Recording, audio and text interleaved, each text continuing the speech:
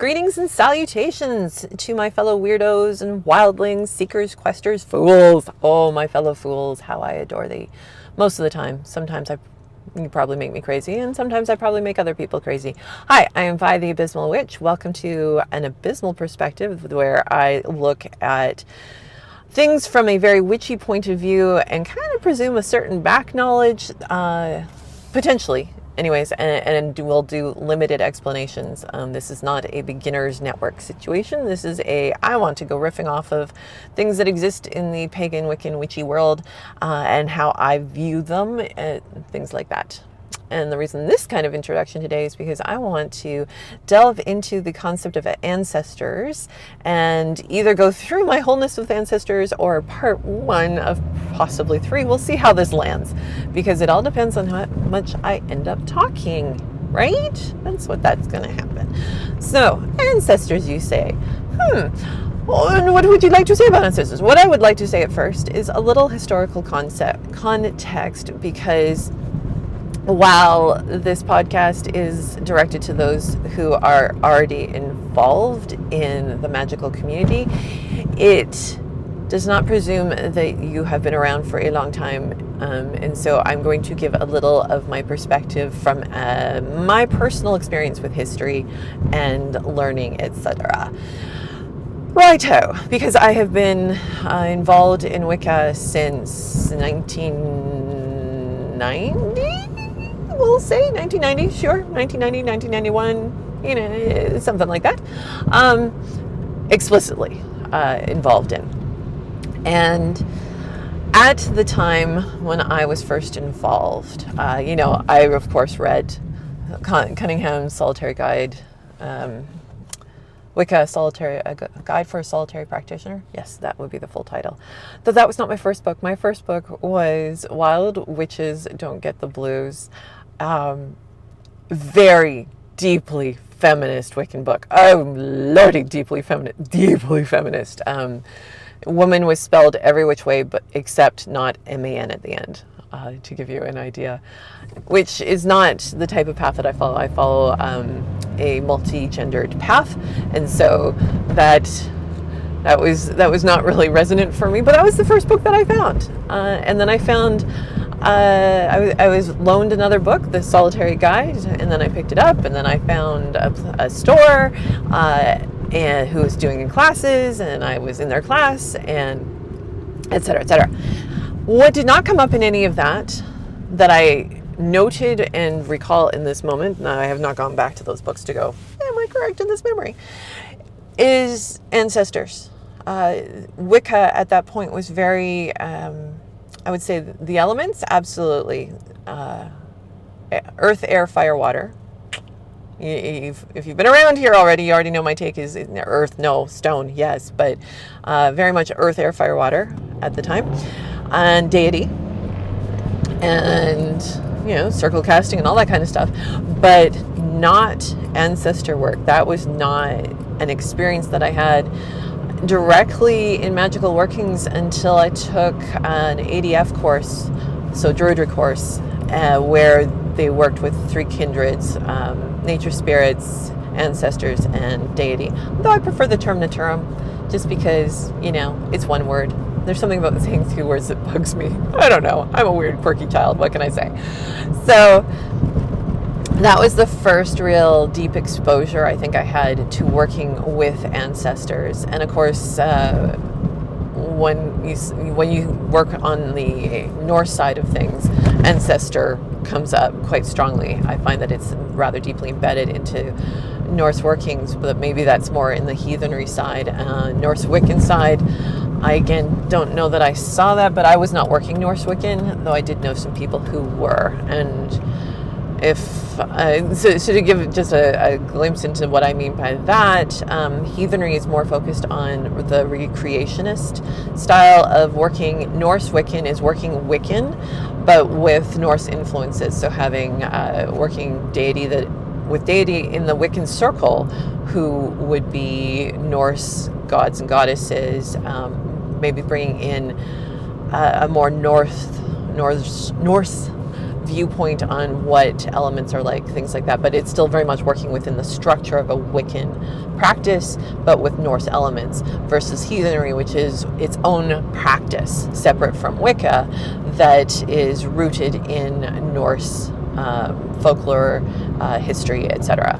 And to varying degrees, right? I mean, I'm not saying that it is a reconstruction, just that it's rooted in it. All right, moving on.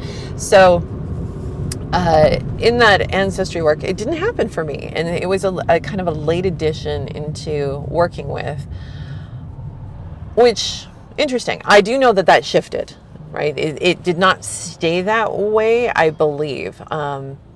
I mean, it stayed that way in a lot of the books, but I know that there came a point where I was at Pagan Pride Day and saw a Wiccan group working with ancestors as part of their working. So I'm like, so I mean, it was moving into the zeitgeist. It just did not start there when I started in the 90s, and it took at least a decade to start worming its way in. And I don't know the current standing, because once and again and always, I'm not currently involved in the world, the outer world, if you will, of magical community, because there's not enough time. Okay, so that's my background on it. And so my real introduction came through the Druidry, which was all fine and good, and it was interesting to get that perspective and to see and feel the commonalities and the differences between Wiccan practice and ADF Druidry practice. After that point, I did start working with ancestors and bringing them in, and there are essentially 4. Yes, that's right, 4. I can do that again. 4. Sorry, my fingers are flipping up on the screen, and it's entertaining me.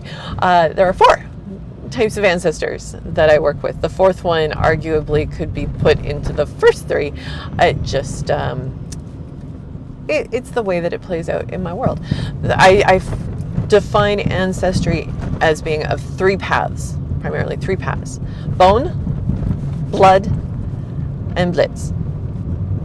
Yeah, it was bone, ancestors of bone, ancestors of blood, and ancestors of bliss. And if you're going, what? That is what this podcast is at least going to get us started on. I wanted to talk about ancestors of bone. That's where we're going to start. We're starting with the bone.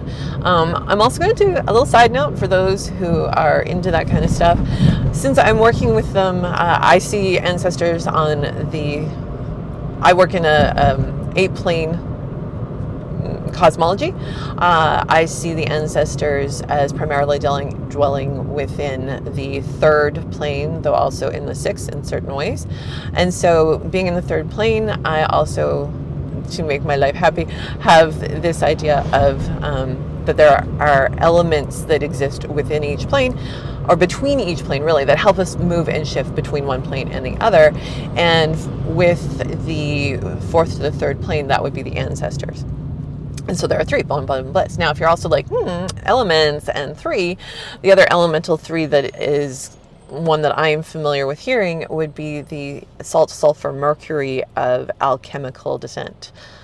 So I would associate the bone ancestry with salt, and we'll get into the other ones later, because I struggle with mercury and sulfur, so I'm not the best person to talk with about it, but I'm just putting it out there as if you are familiar with that concept, maybe play with the connections with that as I'm talking to this other perspective and see how things resonate for you. Alrighty, so coming back to ancestors of bone. And why did I make this split? Because I was working with my witch ancestors, and this information was gifted to me as a way of interacting that would be useful and healthy and helpful. Oh, I also had more recently, about a decade ago now, more recently, getting older, I'm getting to a place of own things. Okay, I did a introductory shamanism course, and ancestry is a much larger component of shamanism. This would be more of the core shamanism concept than Wicca by far. So there was a lot more exposure to working with ancestors, and they talked about your blood ancestors, but also your milk ancestors being the ones who raised you, which was interesting. And it opened something inside of me that allowed this knowledge to come in and come through and go, oh, no, let's embrace it for us, for me. This is what works. This is the way of engaging that makes sense, that resonates, that feels good and right for me. So ancestors of bone, which, and that concept being the three: bone, blood, and bliss. So ancestors of bone come in two formats. Whoa. There's the ancestors in the very long-term sense, in the way that we normally think of it. We think of ancestors as those people who came before. So first off, refer you back to the All My Relations episode, which I think was in a witch's perspective. This is the downside of having these two podcasts. But one of them I talked about recently, All My Relations. And what does that mean? What does that look like? So when I'm talking ancestry, it does go beyond just human ancestry. It goes into the broader ancestry of the planet and the beings around us. So more of an indigenous way of knowing and being. That said, so the ancestors of bone, but at the same time I also hold, and I have no problem holding both of these at the same time, that the ancestors of bone are my genetic ancestors. So a quick, easy way to sum it up: they are my genetic ancestors.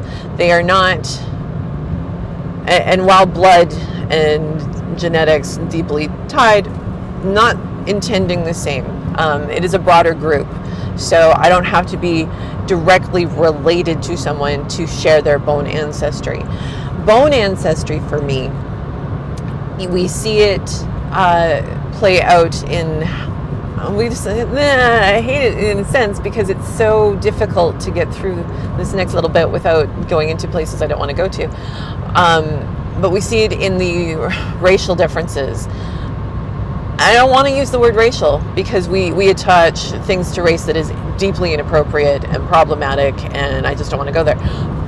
But it is a quick, easy label for saying people who grew up, and I mean like as a group of people originating in a physical location on the planet over extreme periods of time, that group of people adapted and were adapted by the environment that they lived in such that they were eminently suited to be inside of that environment, which is why you see very dark-skinned people coming from places that experience lots and lots of sun because the darkness of the pigmentation protects them and helps to regulate the amount of sun that they are receiving.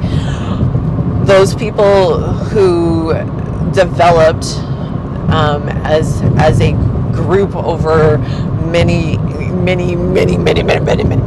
long periods of time, and essentially evolved, I guess that's the word I'm looking for, in an environment with very little sun, like northern climates or extreme southern climates, have very fair skin because of the need to be in relationship with the sun and how much of what they're taking in there. We have a certain vitamin D deficiency problem.